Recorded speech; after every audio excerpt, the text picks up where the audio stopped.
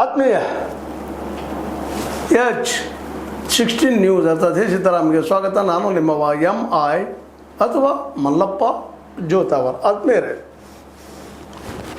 ಈ ದೃಶ್ಯಗಳನ್ನು ನೋಡ್ರಿ ಒಂದಿಷ್ಟು.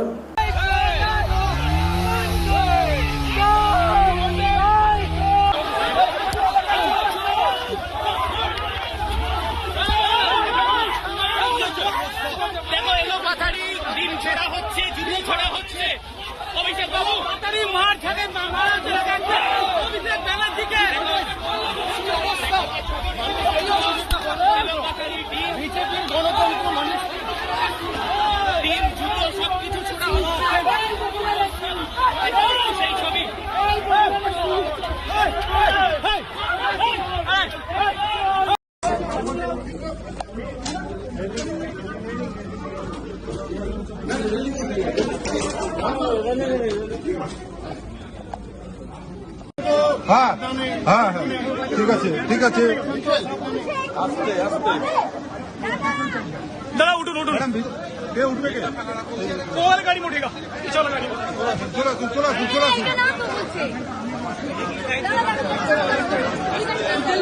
আস্তে আস্তে আস্তে अरे चलो ये गाड़ी से चलिए আস্তে আস্তে अरे जानो ना भाई जानना दादा अरे तुम्हें बहुत तो बड़ा आगाओ কোন গাড়িটা উঠবে लेके आओ स्कॉर्पियो लेके आओ दीदी गाड़ी आगाओ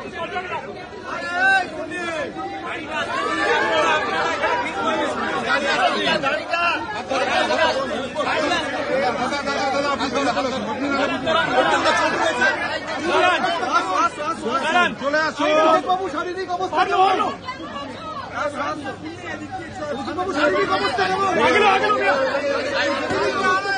ಅದೇ ರೀತಿ ಈ ಮಾತುಗಳನ್ನಷ್ಟು ಕೇಳ್ರಿ. बंगाल की सेवा के लिए काम करे, बदला नहीं, बदलाव की बात होनी चाहिए. ನೋಡಿದ್ರಲ್ಲ, ಮೊದಲನೇ ದೃಶ್ಯಾವಳಿಯಲ್ಲಿ ಅಭಿಷೇಕ್ ಬ್ಯಾನರ್ಜಿ ಅವರ ಮೇಲೆ ದಾಳಿ ಆಗ್ತಾ ಇದೆ. ವಿಶೇಷವಾಗಿ ಸೋನಾರ್ಪುರ್ ಪ್ರದೇಶಕ್ಕೆ ಹೋದಾಗ ನಡೆದಂಥದ್ದು TMC ಕಾರ್ಯಕರ್ತರ ಮೇಲೆ ಆದಂಥ ದಾಳಿ, ಬುಲ್ಡೋಸರ್ ದಾಳಿ ಆಗ್ಯದ, ಹೊಡೆತ ಆಗ್ಯದ, ಬಡತ ಆಗ್ಯದ. TMC ಕಚೇರಿಗಳ ಕೆಡವಿದ್ದಾರೆ ಬುಲ್ಡೋಸರ್ ಹಚ್ಚೆ, JCB ಹಚ್ಚೆ. ನಮ್ಮ BJP ಸರ್ಕಾರ, ಅದರಲ್ಲೂ ಸುವೇಂದು ಅಧಿಕಾರಿ ಸರ್ಕಾರ, ಯಾವ ಮೋದಿಯವರು ಇಲೆಕ್ಷನ್ ಸಮಯದಲ್ಲಿ ಮಾತಾಡಿದರು, ಬದಲಾನೈ ನೋಡಿದ್ರಲ್ಲ ಎರಡನೇ ದೃಶ್ಯದಲ್ಲ, ಬದಲಾನೈ ಬದಲನಾ ಹೈ, ಬದಲಾವ್ ಲಾನಾ ಹೈ ಅಂತ ಜೋರ್ದಾರಾಗಿ ಹೇಳಿದರು ನಮ್ಮ ಮೋದಿಯವರು. ಈಗೇನು ಮಾಡ್ತಾರೆ, ಇದು ಬದಲಾವಣೆಯ? ಅಭಿಷೇಕ್ ಬ್ಯಾನರ್ಜಿ ವಿರೋಧ ಪಕ್ಷದ ನಾಯಕರು, ಸಂಸತ್ ಸದಸ್ಯರು, MP ಅವರು ತಮ್ಮ ಪಕ್ಷದ ಕಾರ್ಯಕರ್ತರ ಮೇಲೆ ದಾಳಿ ಆದಾಗ ಮಾತಾಡಿಸ್ಲಿಕ್ಕೆ ಹೋಗೋದು ಸಾಮಾನ್ಯ. ವಿಶೇಷವಾಗಿ Z+ ಸೆಕ್ಯೂರಿಟಿ ಕೊಟ್ಟಿದ್ದು ಅದನ್ನೆಲ್ಲ ಕಿತ್ತಾಕ್ಬಿಟ್ಟಿದ್ದಾರೆ ಇವತ್ತು ನಮ್ಮ ಸುವೇಂದು ಅಧಿಕಾರಿಗಳು. ಹೌದು, ಮಮತಾ ಬ್ಯಾನರ್ಜಿ ಅವರ ಆಡಳಿತನೂ ಅದೇ ಇತ್ತು, ಅದ್ರ ಬಗ್ಗೆ ಎರಡು ಅಭಿಪ್ರಾಯ ಇಲ್ಲ. ಆದರೆ ಇವರು ನಾವು ತಗೊಳ್ಳೋದಿಲ್ಲ, ಶೇಡ್ ತೆಗೆದುಕೊಳ್ಳೋದಿಲ್ಲ, ಬದಲಾವಣೆ ಅಭಿವೃದ್ಧಿ ತರ್ತೀವಿ ಅಂತೇಳಿ ಯಾವ ಮೋದಿಯವರು ಹೇಳಿದ್ರು, ಆ ಮೋದಿಯವರ ಪರಮ ಶಿಷ್ಯ ಸುವೇಂದು ಅಧಿಕಾರಿ ಮುಖ್ಯಮಂತ್ರಿ. ಅವರದಿಂದ ಇವತ್ತೇನು ಮಾಡ್ತಾ ಇದ್ದಾರೆ? ಅವ್ರ ಮೇಲೆ ಮೊಟ್ಟೆ ಒಗಿಸ್ತಾ ಇದ್ದಾರಾ, ಕಲ್ಲು ಒಗಿಸ್ತಾ ಇದ್ದಾರಾ, ಬಡಿತಾ ಇದ್ದಾರಾ, ಎಳೆದಾಡ್ತಾ ಇದ್ದಾರೆ. ಏನ್ರಿ ಇದು? ಇದು ಅರಾಜಕತೆಯ? ಇದು ಪ್ರಜಾಪ್ರಭುತ್ವ ಅಂತೇಳಿ ದೇಶದ ಅನೇಕ ಪ್ರಜ್ಞರು ಇವತ್ತು ಪ್ರಶ್ನೆ ಮಾಡ್ತಾ ಇದ್ದಾರೆ. ಪ್ರಾಜ್ಞರ ಮನಸ್ಸಿದು ಯಾವ ಮಾತು ಮಾತಾಡಿದಿರಪ್ಪ ನೀವು ಇಲೆಕ್ಷನ್ದಲ್ಲ? ಎಷ್ಟೊಂದು ಮಾತು ಮಾತಾಡಿದ್ರಿ, ಏನೇನು ಮಾತಾಡಿದ್ರಿ ಅನ್ನೋದು ನೆನಪಿಸ್ತಾ ಇದ್ದಾರೆ. ಈ ರೀತಿಯಾದ್ರೆ ಈಗಾಗಲೇ ವಿರೋಧ ಪಕ್ಷಗಳ ಮೇಲೆ ಆರೋಪ ಮಾಡ್ತಾ ಇದ್ದಾರೆ, ಇಲೆಕ್ಷನ್ದಲ್ಲಿ ಗೋಲ್ಮಾಲ್ ಆಗ್ತದ, SIR ಮೂಲಕ ಅನೇಕ ಮತದಾರರ ಪಟ್ಟಿಯನ್ನು ಕಟ್ ಮಾಡಿ ಹೋಗ್ತದೆ. 27 ಲಕ್ಷ ಮತದಾರರು ಕಳೆದ ಚುನಾವಣೆಯಲ್ಲಿ ಮತ ಹಾಕಿದಂಥವ್ರು, ಅವ್ರು ಇದ್ದಾಗ ಸಹಿತ ಅವ್ರು ಮತ ಹಾಕಲಿಕ್ಕೆ ಕೊಡಲಿಲ್ಲ, ಯಾವುದೇ ಟೆಕ್ನಿಕಲ್ ಪ್ರಾಬ್ಲಮ್ದಿಂದಾಗಿ. ಸ್ವತಂತ್ರವಾದ ಮೀಡಿಯಾಗೆ ಬೇಕಾಗಿರುವುದು ಸ್ವತಂತ್ರ ಧ್ವನಿ. ಆ ಸ್ವತಂತ್ರ ಧ್ವನಿ ಉಳಿಸಲು ನೀವು ಮಾಡಬೇಕಾದದ್ದು ಇಷ್ಟೇ. ಅದೇನಪ್ಪಾ ಅಂತಂತಂದ್ರೆ ನಿಮ್ಮ ಕೈಲಾದಷ್ಟು ಸಹಾಯ ಈ ಚಾನಲ್ಗೆ ಮಾಡಿ ಹಾಗೂ ನಿಮ್ಮ ಧ್ವನಿಯನ್ನು ಕಾಪಾಡಿಕೊಳ್ಳಿ. 90 ಲಕ್ಷ ಮತದಾರರು ಕಟ್ ಮಾಡಿ ಹೋಗ್ಬಿಟ್ರಿ. ಅದು ಹೋಗಲಿ ಕಡೆ ಇಲೆಕ್ಷನ್ ಏನೂ ಆಗಿಲ್ಲಪ್ಪ. ಈಗ ಸೋತಿದ್ದಾರೆ ಅವ್ರು, ಪಾಪ ಸುಮ್ಮನಾಗಿದ್ದಾರೆ. ಅವ್ರ ಮೇಲೆ ಈ ರೀತಿ ದಾಳಿ ನಿಮ್ಮ ಅಭಿಮಾನಿಗಳಿಂದ ಆಗಿರ್ಬೋದು, ಮತ್ತಾರಿಂದ ಆಗಿರ್ಬೋದು. ಹೋಗಿ ಕಡೆಗೆ Z+ ಸೆಕ್ಯೂರಿಟಿ ಕೊಡ್ಬೇಕಲ್ಲ ಅವ್ರಿಗೆ.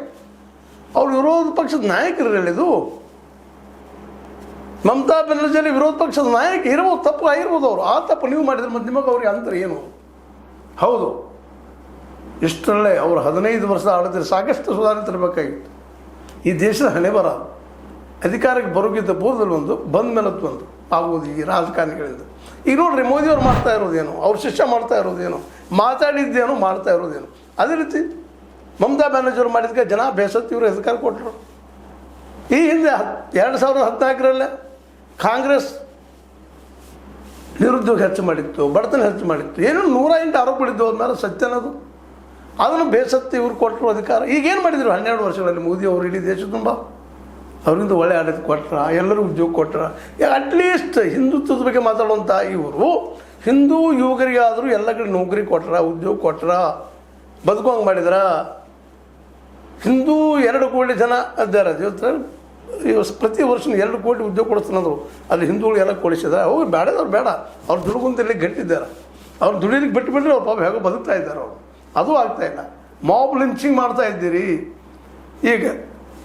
ಈಗ ಅಭಿಷೇಕ್ ಬ್ಯಾನರ್ಜಿ ಅವ್ರ ಮೇಲೆ ಮಾಡಿದ್ದೀರಿ, ಅದು ಮಾಬ್ ಲಿಂಚಿಂಗ್ ಅಲ್ವಾ? ದೃಶ್ಯಾವಳಿ ನೋಡ್ರಿ ಅದನ್ನು. ಯಾವ ರೀತಿ ಅದಪ್ಪ ಇವತ್ತು ಆಡಳಿತ ಹಂತಕ್ಕೆ ಬಂದದ, ಯಾವ ರೀತಿ ಸುಳ್ಳು ಅಧಿಕಾರಿ ಮಾಡ್ತಾ ಇದ್ದಾರೆ. ಇವರೆಲ್ಲ ಕಂಟ್ರೋಲ್ ಮಾಡಲಿಕ್ಕೆ ಆಗೋದಿಲ್ವಾ? ಇಂಥ ರಾಜಕಾರಣವನ್ನು ಮೊರಾರ್ಜಿ ದೇಸಾಯಿ ಅವರು ಇಂದಿರಾ ಗಾಂಧಿ ಸ್ವತಃ ಮಾಡಿದರು.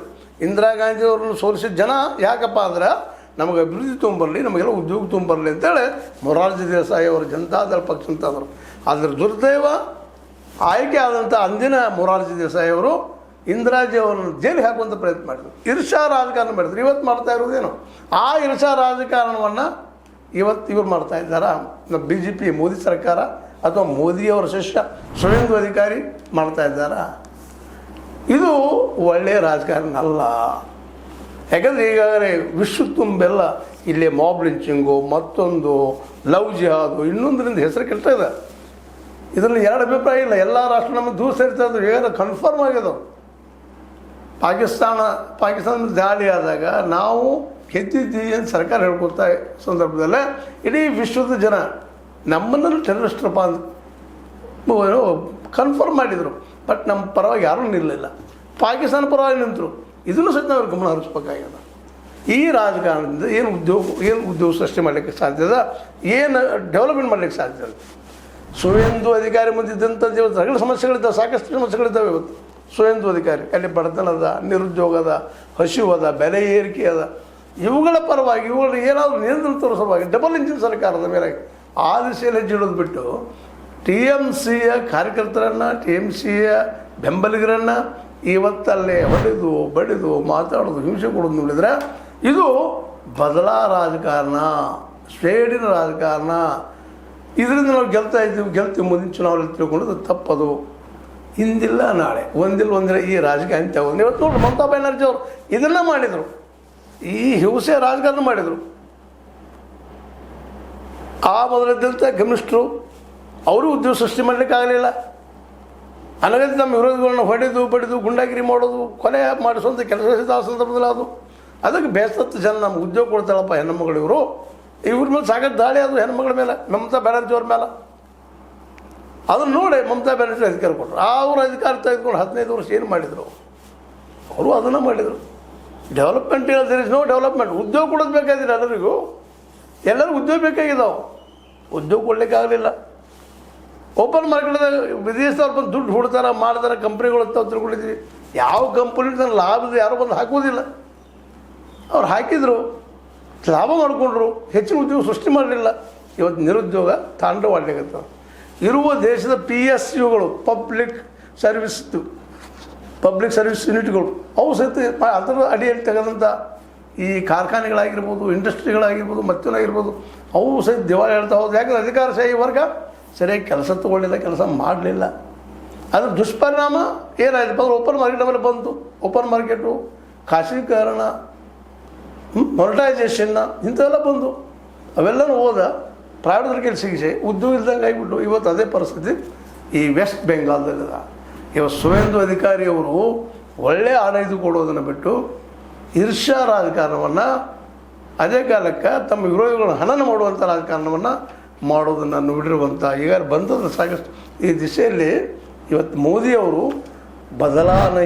ಬದಲಾವಣಾ ಚಾಯೆ ಅನ್ನುವಂಥ ಮಾತು ಹೇಳಿದ್ರಲ್ಲ, ಅದನ್ನು ಸುವೇಂದು ಅಧಿಕಾರಿಗಳಿಂದ ಹೇಳಿಸಿ ಮೊದಲು TMC ವರ್ಕರ್ಸ್ ಬೆಂಬಲಿಗರು ಅವ್ರನ್ನ ವಿಶ್ವಾಸ ತೆಗೆದುಕೊಡುವಂಥದ್ದು, ಅವ್ರಿಗೆ ಒಳ್ಳೆಯ ಉದ್ಯೋಗ ಸೃಷ್ಟಿ ಮಾಡುವಂಥ ಕೆಲಸ ಮಾಡಿದ್ರು. ಅವ್ರು ಯಾಕ್ರಿ ನಿಮ್ಮ ವಿರೋಧ ಮಾಡ್ತಾರ? ಅಲ್ಲಿರುವಂಥವರು ಇವು ಸೃಷ್ಟಿ ಆಗಲಿಲ್ಲ, ಉದ್ಯೋಗ ಸೃಷ್ಟಿ ಆಗಲಿಲ್ಲ, ಕೇವಲ ಗುಂಡಾಗಿರಿಯನ್ನು, ಈ ಕೇವಲ ಬೆದರಿಸೋದನ್ನು, ಬೆದರಿಕೆ ಹಾಕೋದನ್ನು ಮಾಡ್ತಾ ಹೋದ್ರೆ ಹೇಗೋ ಗೆದ್ದಿದ್ದೀರಿ, ಯಾವುದೋ ಕಾರಣ ಇದಿರ್ಬೋದು, ಅದಕ್ಕೆ ಯಾವುದು ನಿಮ್ಮ ಸರಿಯೋ ತಪ್ಪೋ. ಈಗಾದರೂ ನೀವು ಹೇಳಿದ ಪ್ರಕಾರ ಬದಲಾವಣೆ, ಇಂಪ್ರೂವ್ಮೆಂಟ್, ಅದೇ ಕಾಲಕ್ಕೆ ಭ್ರಷ್ಟಾಚಾರ ರಹಿತವಾದಂಥ ಆಡಳಿತ, ಎಲ್ಲರಿಗೂ ಉದ್ಯೋಗ ಸಿಗುವಂಥ ಆಡಳಿತ ಕೊಡಬಾರ್ದ? ಅದು ಬಿಟ್ಟಿದ್ದಾರೆ ಎಲ್ಲ ಏನು ಮಾಡ್ತಾಯಿದ್ರಿ? ಇದು ಸರಿನಾ? ಅಭಿಷೇಕ್ ಬ್ಯಾನರ್ಜಿ ಮೇಲೆ ಆದ ದಾಳಿಗೆ ಅಟ್ಲೀಸ್ಟ್ ಸ್ಪೀಕರ್ ಅವರ ಸಹಿತ ರಕ್ಷಣೆ ಕೊಡುವಂಥ ಕೆಲಸ ಮಾಡಬೇಕಾಗಿತ್ತು. ಯಾಕಂದ್ರೆ ಮೆಂಬರ್ ಆಫ್ ದ ಪಾರ್ಲಿಮೆಂಟ್ ಎಲ್ಲಿದ್ದಾರೆ ಅವರು? ಆ ದಿಶೆಯಲ್ಲಿ ಏನು ಆ್ಯಕ್ಷನ್ ತೊಗೊಂಡಿದ್ದಾರೆ? ತಮ್ಮ MP ಮೇಲೆ ಆದಂಥ ದಾಳಿಗೆ ಆ್ಯಕ್ಷನ್ ತೆಗೆದುಕೊಂಡಿದ್ದಾರೆ ಸ್ಪೀಕರ್ ಅವರು. ಇದು ಸಹಿತ ಉತ್ತರ ಕೊಡಬೇಕಾದ್ರೆ ಅದು ಸೆಂಟ್ರಲ್ದಲ್ಲ BJP ಸರ್ಕಾರದ ಅನ್ನೋದ್ರಲ್ಲಿ ಮರಲಿಕ್ಕೆ ಆಗೋದಿಲ್ಲ. ಏನೋ ಆಗಲಿ ಈ ಒಂದು ನಡತೆ ಅಭಿಷೇಕ್ ಬ್ಯಾನರ್ಜಿ ಮೇಲಂಥ ಒಂದು ಘಟನೆಗಳು ಕ್ಷಮಾರ್ಹ ಅಲ್ಲ. ಇದು ಇನ್ನು ಮುಂದಿನ ದಿನದಲ್ಲಿ ಇನ್ನೂ ಇದಕ್ಕೆ ಕೆಟ್ಟದ ಆಡಳಿತ ಬರ್ಬೋದು ಅನ್ನೋ ಭಯ ಅಲ್ಲಿ ವೆಸ್ಟ್ ಬೆಂಗಾಲದಲ್ಲಿ ಆಗಿರ್ಬೋದು ಅಥವಾ ದೇಶದ ವಿರೋಧಿ ನಾಯಕರಲ್ಲೇ ಈ ಭಾವ ಬರದೇ ಇರ್ತದನ. ಅದು ಬಂತಂದ್ರೆ ಸರ್ಕಾರದ ಮೇಲೆ ವಿಶ್ವಾಸ ಇನ್ನೂ ಕಡಿಮೆ ಆಗ್ತಾ ಹೋಗ್ತದೆ. ಜನಗಳು ಇವತ್ತು ಸಾಕಷ್ಟು ದೂರ ಸೇರ್ತಾ ಇದ್ದಾರೆ, ವಿದ್ಯಾರ್ಥಿಗಳು ದೂರ ಸೇರ್ತಾ ಇದ್ದಾರೆ. ಮುಂಬರುವ ದಿನಗಳಲ್ಲಿ ಏನಾಗ್ಬೋದು? ಇದು ಏನಪ್ಪ ಅಂದ್ರೆ ಒಂದು ರೀತಿಯಿಂದ ಡಿಕ್ಟೇಟರ್ ರೂಪದಲ್ಲಿ ಬರ್ತಾ ಇದೆ ಪ್ರಜಾಪ್ರಭುತ್ವದಲ್ಲೇ ಅಂತ ಹೇಳ್ಬೇಕಾಗಿದೆ. ಏನೂ ಇರಲಿ, ಅಭಿಷೇಕ್ ಬ್ಯಾನರ್ಜಿ ಅವ್ರ ಮೇಲೆ ನಡೆದಂಥ ಸೋನಾರ್ಪುರ ಸಂತ್ರಸ್ತನ ಭೇಟಿಯಾಗಲಿ ಹೋದಂಥ ಸಂದರ್ಭದಲ್ಲೇ ಆದ ಘಟನೆ, ಅದಕ್ಕೆ ಅದನ್ನು ಮಾಡಿಸಿದಂಥವ್ರು ಅವರು ಕಾರಣೀಭೂತರು. ಜೊತೆಗೆ ಸರ್ಕಾರ ಅವರಿಂದ Z+ ಸೆಕ್ಯೂರಿಟಿ ತೆಗೆದಿದ್ದು ಅವ್ರ ಜೀವ ಹೋಗೋ ಸಾಧ್ಯತೆ ಇತ್ತು ಅನ್ನೋದನ್ನು ಆ ದಾಳಿ ದೃಶ್ಯ ನೋಡಿದರೆ ನಿಮ್ಗೆ ಅನಿಸ್ತದೋ ಇಲ್ಲೋ ಅನ್ನೋದನ್ನು ಹೇಳ್ತಾ ಇರಿ, ತಿಳಿಸ್ತಾ ಇರಿ. ಅದು ಮಾಡೋದು ಸರಿನಾ ಮೋದಿಯವರು ಅನ್ನೋದನ್ನು ಕಾಮೆಂಟ್ ಮಾಡಿರಿ. ನಿಮ್ಗೆ ಸರಿ ತಪ್ಪು ಅಂತ ಹೇಳ್ರಿ, ಹೇಳ್ತಾ ಇರ್ರಿ, ಮಾತಾಡ್ತಾ ಇರ್ರಿ, ಕಾಮೆಂಟ್ ಮಾಡ್ತಾ ಇರ್ರಿ. ಅದರಿಂದ ನಮ್ಗೆ ಇನ್ನಷ್ಟು ಸ್ಫೂರ್ತಿ ಬರ್ತದೆ. ಜೊತೆಗೆ ಸಹಾಯ ಸಹಕಾರ ಈ ಚಾನಲ್ಗೆ ಮಾಡ್ತಾ ಇರಿ ಅಂತ ಹೇಳ್ತಾ, ಇದು ನಿಮ್ಮ ಲೈಕ್ ಆಗಿರ್ಬೋದು, ಲೈಕ್ ಮಾಡಿ, ಶೇರ್ ಮಾಡಿ, ಕಮೆಂಟ್ ಮಾಡಿ, ಜೊತೆಗೆ ಸಬ್ಸ್ಕ್ರೈಬ್ ಮಾಡಿ. S16 ನ್ಯೂಸ್ ಅರ್ಥಾತ್ ಸಿದ್ದರಾಮ ಸತ್ಯ ಕೈಗೊಂಡು ವಂದನೆಗಳು. ಆತ್ಮೀಯ ಸಾರ್ವಜನಿಕರಲ್ಲಿ H16 ಅರ್ಥಾತ್ ಸೀತಾರಾಮದಿಂದ ಒಂದು ಮನವಿ. ಈ ಸಂಸ್ಥೆ ಭ್ರಷ್ಟಾಚಾರ, ಅನ್ಯಾಯ, ಅತ್ಯಾಚಾರಗಳಿಂದ ನೊಂದವರ ವೇದಿಕೆ. ಅನ್ಯಾಯಕೋರರ, ಭೂಗಳ್ಳರ, ನಶಾ ಸಾರಾಯಿ ಮಾಫಿಯಾಗಳ ವಿರುದ್ಧದ ಧ್ವನಿ. ರೈತರ, ಕೂಲಿಕಾರ, ಕಾರ್ಮಿಕರ, ಬಿದ್ದ ಸಮುದಾಯ ಜನರ ಧ್ವನಿ. ಬೆಂಬಲವಾಗಿ ನಿಂತು ತನುಮನ ಧನದ ಸಹಾಯಕ್ಕೆ ಸಾರ್ವಜನಿಕರಲ್ಲಿ ಕೋರಿಕೆ. ದಾನದ ಸಹಾಯ ನೀಡಿ ಸ್ವಾತಂತ್ರ್ಯ ಪತ್ರಿಕೋದ್ಯಮ ಉಳಿಸಿ ಬೆಳೆಸಿ. ವಂದನೆಗಳು. ತಮ್ಮನ್ನೇ ನಂಬಿರುವ ಮಲ್ಲಪ್ಪ ಇ ಜೋತಾವರ್.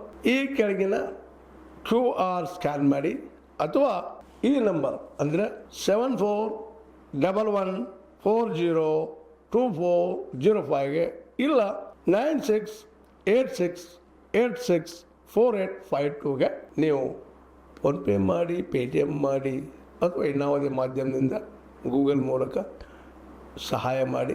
ಈ ಪ್ರಾಮಾಣಿಕ ಪತ್ರಿಕೋದ್ಯಮವನ್ನು ಉಳಿಸಿ ಅಂತ ಮತ್ತೊಮ್ಮೆ ವಂದನೆಗಳು.